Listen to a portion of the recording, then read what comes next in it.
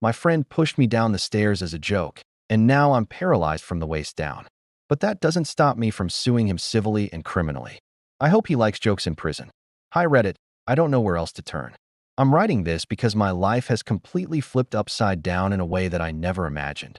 All because of a stupid and senseless joke.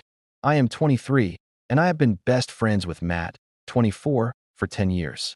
He has always been the funny guy in our group, the one who enjoys pushing the boundaries, which is not the best word to use right now.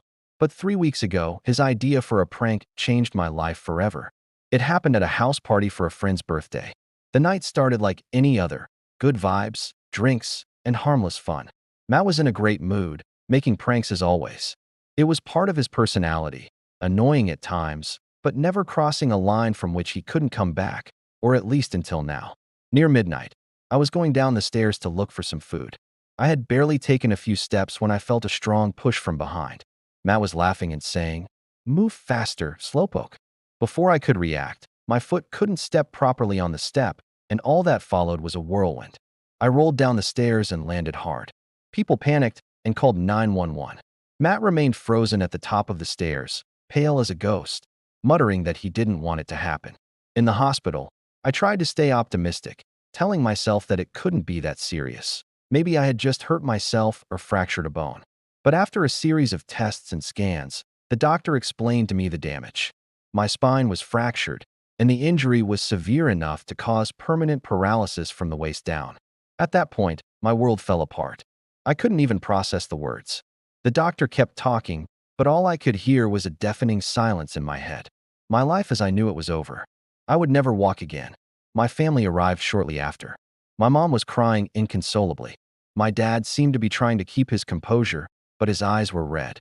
My younger sister was in the corner, quiet with a pale face. Seeing them made me feel worse because I thought it wasn't real, that there was another explanation, but their faces confirmed everything. Matt showed up the next day. I thought maybe he would come to apologize for real, to show that he understood what he had done. But what he said did more harm than good. "It wasn't my intention, man. It was just a joke," he kept repeating, as if those words could undo the damage. I was too tired and numb to argue, as I had been given so many medications in the hospital.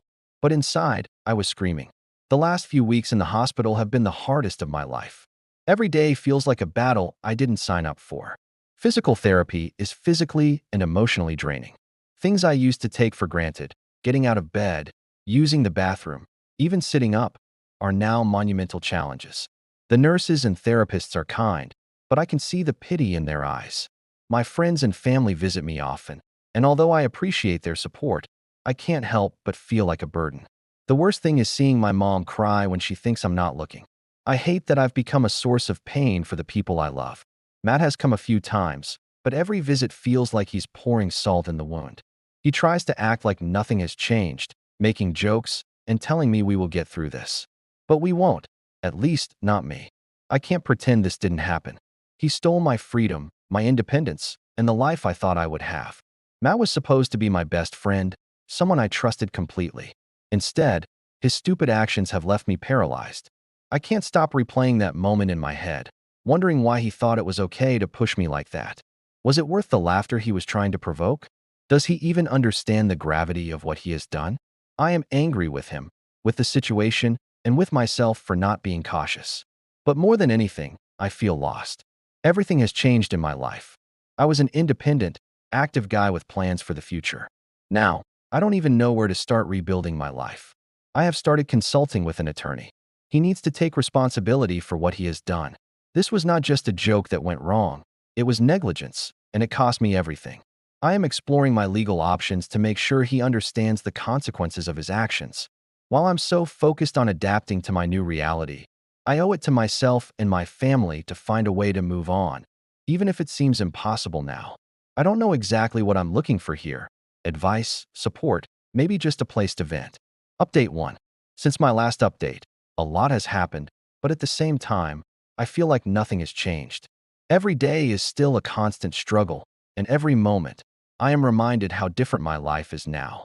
Some days, I wake up feeling ready to face whatever comes, but most days, I feel like I am trapped in the same nightmare. Matt's visits have continued, but they're not getting any easier. They're harder to handle now. The last time he came, he brought some snacks and acted like everything was fine. I know you love these, he said, holding up a bag of Doritos like he was trying to win me over with chips. I just looked at him.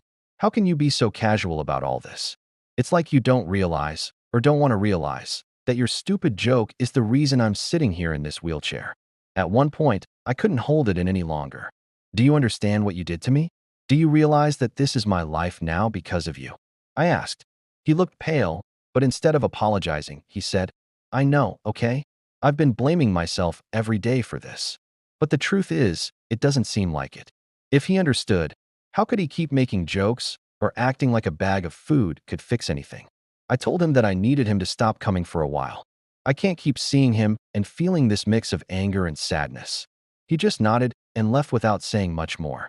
It was the first time I saw him look like he felt bad, but that didn't make me feel better. Following the advice of my family and some friends, I have officially started the legal process. I filed a personal injury lawsuit against Matt. I also need this to find some closure. It's not just about the money, although realistically, the medical bills are piling up. It's about holding him accountable. He can't get out of this with just a bruised ego, while I have to rebuild my whole life. The lawyer said these types of cases can be complicated because it's hard to prove intent, and Matt's prank wasn't malicious. But it doesn't matter if it was malicious. It was reckless. I don't care if he didn't want to hurt me. He did it. My family has been amazing through all of this, but I can see the cracks forming. My parents are trying so hard to stay strong for me, but the stress is getting to them. My mom keeps blaming herself, saying, if only I had taught you to be more cautious around people like Matt, which doesn't even make sense. This is not her fault, and it's not mine either. My dad, on the other hand, has been quieter than usual. He spends most of his visits sitting next to me, holding my hand, or talking about random things like sports or movies. I know he's trying to keep my mind busy, but I also see the pain in his eyes when he thinks I'm not looking. My younger sister has been the hardest to deal with. She's only 16, and I adore her. Seeing her cry the first time she came to the hospital tore me apart in ways I never thought possible. Now, she tries to put on a brave face, making jokes and acting like everything is normal. But I can see she's still adjusting to the situation, just like I am. Life in a wheelchair is harder than I ever thought it would be. Everything seems like a big effort. Want to grab a snack from the kitchen? Better add 5 extra minutes to maneuver. Need to go to the bathroom? Hopefully, the door is wide enough. It's frustrating, and sometimes even the simplest things feel impossible. Something I wasn't prepared for is how people look at me now. Some avoid eye contact completely, while others stare at me as if I were some kind of exhibit. I went out for the first time last week to pick up some essentials, and the cashier leaned over the counter and said, "You're so brave." I know she meant well, but it felt condescending. I don't feel brave. I feel like someone who's just trying to survive. The mental aspect of this has been just as bad, if not worse. Some days, I feel completely numb. Other days, I'm so angry I can barely think straight. I'm angry at Matt, at myself, at the universe. I replay that moment over and over, thinking of all the ways it could have gone differently. What if I had stayed upstairs for 5 more minutes? What if I had grabbed the handrail in time? It's a useless cycle, but I can't stop it. I'm also mourning the future I thought I would have. I wanted to travel, do something meaningful, maybe even run a marathon someday. Now, all that seems like a distant dream. People keep telling me I can still live a full life, and I know they are right, but it's hard to see right now. I'm trying to focus on what I can control. Physical therapy is exhausting, but I try hard to keep going. My therapist says every little bit of progress matters, even if it doesn't feel like much. I've also started journaling more, which helps me process some of the overwhelming emotions. As for Matt, I'm not sure our friendship can survive this. Right now, I can't imagine forgiving him, but maybe that will change with time, or perhaps it won't. All I know is that I need space from him to heal, both physically and emotionally. I don't know what the future holds, but I'm trying to take it one day at a time. That's all I can do for now. Thanks for reading, Reddit. Writing this has been cathartic, and if anyone has advice on how to navigate something like this, I'm open to hearing it. Update 2.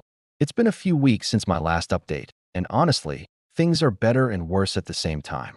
Better, because I am slowly learning to navigate this new reality.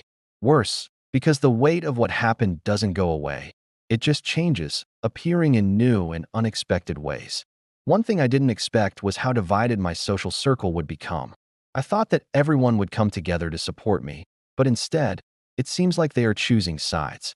Some friends think I am overreacting by taking legal action against Matt, while others think I am being too lenient by not cutting him off completely. It is exhausting having to constantly justify my decisions to people who are not living this nightmare. The most frustrating are those who have sided with Matt. They say things like, "It was just an accident," or "He didn't want to hurt you," as if that would erase the consequences. A friend even had the nerve to tell me that I should be thankful Matt didn't run away after the accident. Thankful for what? That he stood there looking dumb while I writhed in pain? It's amazing how some people twist things to keep someone from taking responsibility. And then there's Matt. After I asked him not to come anymore, he started sending me long messages. They are a mix of apologies and excuses, with a good dose of emotional manipulation included. "You were like a brother to me," one of the messages said. "I feel like I've lost a part of myself." I couldn't even respond. Each time my phone vibrated with a message from him, it was like a blow to the stomach. Now I've blocked him, but not before he sent one last text. "I guess I'm the worst person in the world. Thanks for making me feel like garbage." Like, I should feel bad for the position he's in. Last weekend, my parents invited me to dinner. They said they just wanted to spend time with family. But as soon as I arrived, I knew something was wrong. My mom seemed nervous, and my dad avoided looking me in the eyes. It didn't take long for me to find out why. Matt had come to see them. He showed up unannounced and told them how sorry he was and that he would do anything to fix things. I lost control. I told them, "Do you think I care about his feelings right now? He ruined my life. Dad, my life. I'm the one who has to wake up every day and face this, not him. He can leave home and live like nothing has changed." My mom tried to calm me down, saying that they were worried about how much this anger was affecting me. But it's not anger, it's betrayal. Matt wasn't just someone else. He was supposed to be my best friend, someone I trusted. I know it's not my parents' fault. They were just telling me what Matt did. But I wasn't in the right state of mind at the time, and I blew up. Later that night, after dinner, my dad said maybe it was time to file a criminal complaint against Matt. "The civil suit is fine. I need the money. But maybe what Matt did should be punished with another type of consequence, especially because he does not seem to understand the seriousness of what he did." And I think my father is right. Until now, I had not contemplated the idea because he was once my friend, but that is not the case now. The lawsuit continues to advance, and let me tell you, it's a whole new level of stress. Matt's lawyer contacted mine to ask if we could work things out privately. The offer was insulting, barely enough to cover a fraction of my medical bills. It's like they think I'll take whatever they want to offer and move on. I told my lawyer that we are not going to accept that. The worst thing is that Matt is telling his version of the facts. I have heard through mutual friends that he is telling everyone I am exaggerating to get money. The same guy who pushed me down the stairs now acts like he's the victim. The sheer audacity makes my blood boil. A mutual friend, Sarah, confronted him about this. She told me he got defensive, saying, "It was a joke. Everyone knows I didn't mean any harm. He's ruining my life for one mistake." When Sarah asked him if he even tried to understand what I'm going through, he just shrugged and said, "I don't know what else he wants from me. I want accountability. I want him to stop playing the victim and take responsibility for what he did." Is that too much to ask? As if things weren't bad enough, I had a little medical scare last week. I was trying to move from my wheelchair to the bed, something I've been practicing in physical therapy. I lost my balance and fell quite hard. The pain was instantaneous, and for a moment, I panicked, thinking I had hurt myself even more. Fortunately, there were no fractures, but the fall was a brutal reminder of how vulnerable I am now. I can't even do something as basic as getting into bed without risking further injury. It shook me to my core, and I spent the rest of the night crying, feeling helpless and defeated. My mom came the next day and tried to cheer me up. She brought my favorite homemade sausage and stayed with me for hours. Just talking helped, but it didn't erase the fear that has been eating away at me since the fall. If this is my life now, how am I supposed to keep going? Despite everything, I'm trying to focus on the small victories. I completed a full session of physical therapy without breaking down. I've started using an accessible app to explore new hobbies like painting and photography. It's not much, but it's something. I've also been connecting with other people in the disabled community online. Hearing their stories has been good in a way. If they can find a way to live full lives, maybe I can too. For now, I'm done with Matt. I don't know if I'll ever be able to forgive him, but I know I can't even think about it until he shows true remorse, and not just for how this has affected him. For now, I'm focusing on myself. I'm learning to live in this new reality one day at a time. Thanks for still being here, Reddit. Your comments and support mean more than I can express. If anyone has advice on how to handle relationships like this, or just life after such a big change, I'm open to listening. Update 3. Since my last update, things have become even more complicated. I feel like every time I think I'm starting to get a handle on this mess, something else comes up that throws me off balance. Matt is now trying to save his reputation in the most ridiculous ways possible. I heard through another mutual friend, let's call him Jake, that Matt is planning a big gesture to apologize to me. Jake wouldn't give me all the details, but from what I understand, it involves a public apology at an upcoming party that many of our mutual friends will be attending. At first, I thought it was a joke. I mean, who does that? But the more I think about it, the angrier it makes me. This isn't a movie where everything is fixed with a moving speech in front of a crowd. My life isn't a script that he can rewrite to make himself look good. If he wanted to apologize, he could have done it weeks ago, privately, and without drama. This just seems like another way to make everything about him. Jake asked me if I would be okay with that, and I said no. I don't want to be a part of Matt's redemption, but knowing him, he'll probably do it anyway. Something I haven't talked a lot about is how this is affecting my family.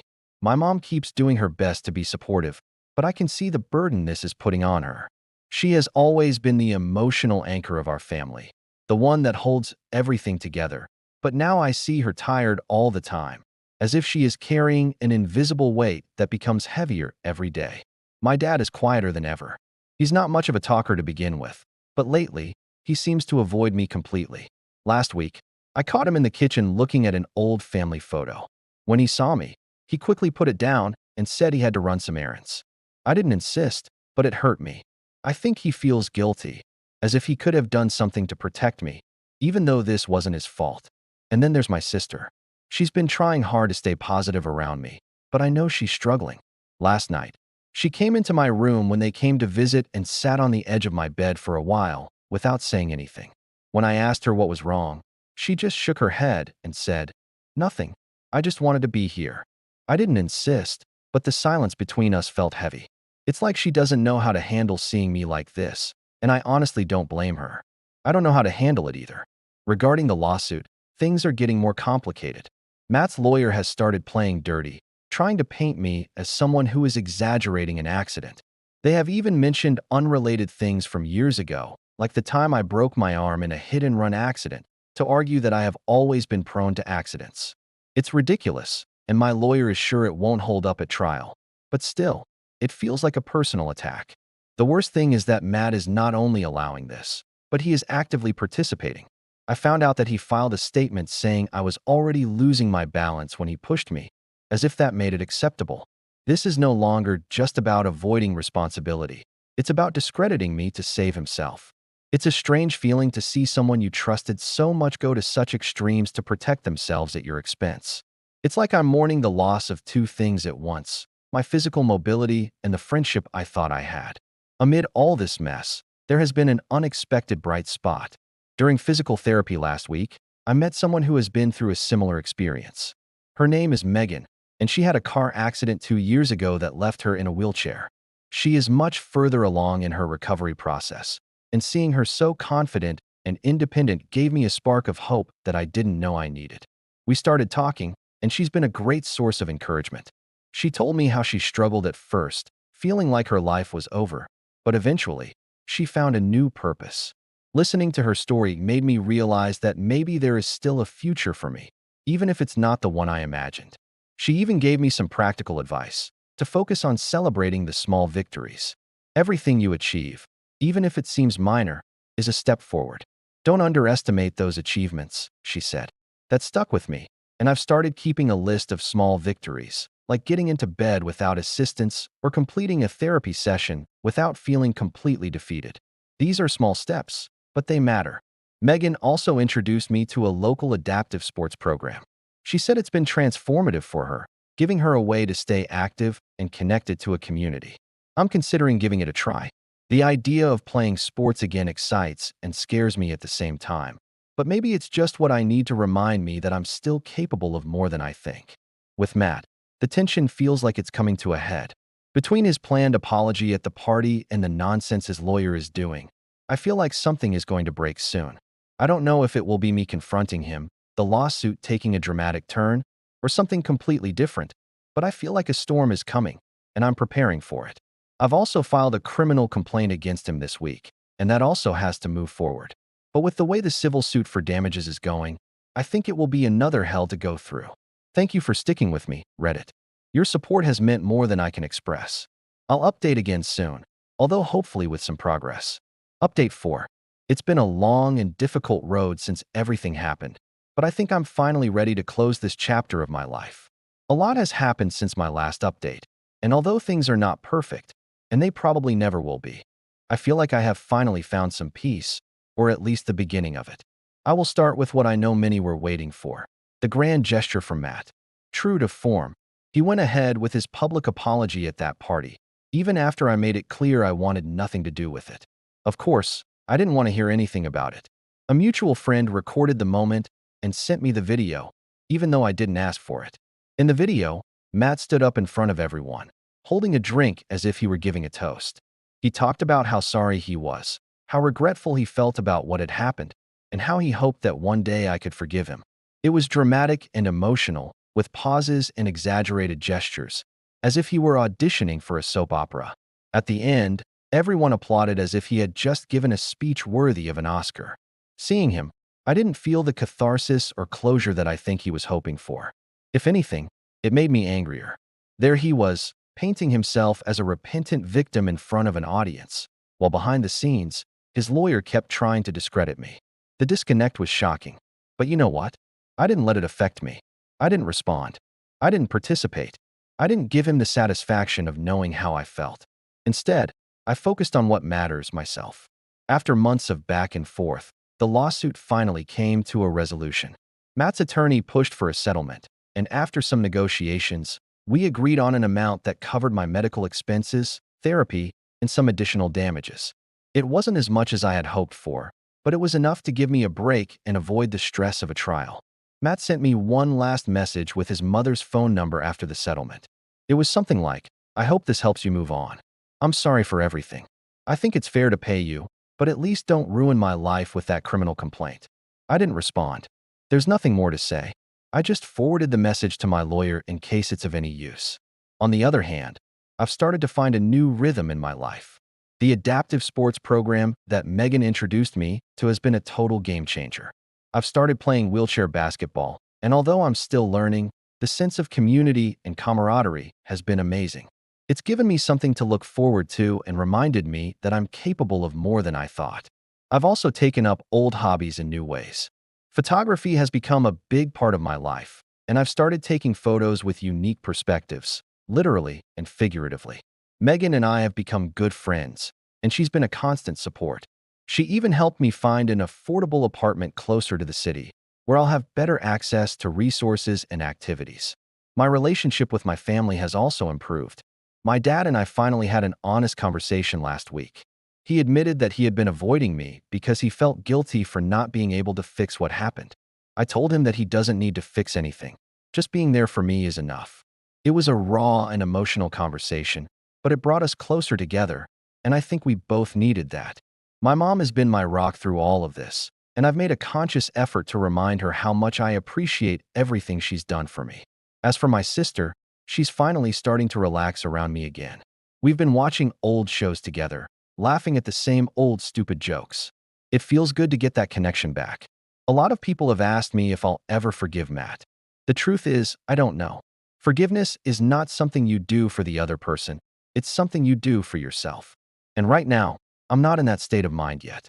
Maybe one day I'll wake up and feel like I can let go of the anger and betrayal. But for now, I'm focusing on healing and moving forward. What I've learned is that forgiveness doesn't mean forgetting or letting someone back into your life. It just means releasing the control their actions have over you. I'm working on it, one day at a time. This journey hasn't been easy at all, but it has taught me a lot about resilience, about the people who care, and about myself. I've learned that life doesn't always follow the plan we lay out, but that doesn't mean it's over.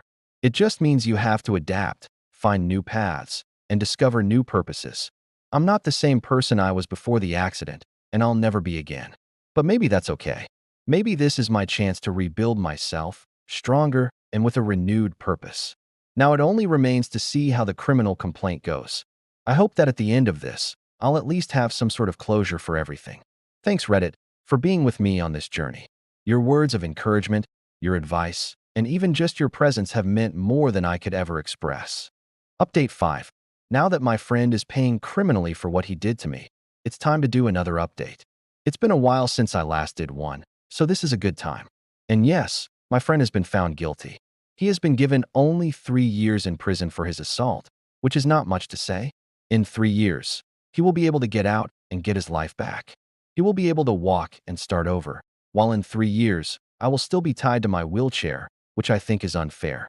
But the only thing that gives me comfort after all is that at least people don't leave prison the same as when they entered it. He's going to change, and I hope that will follow him for the rest of his life.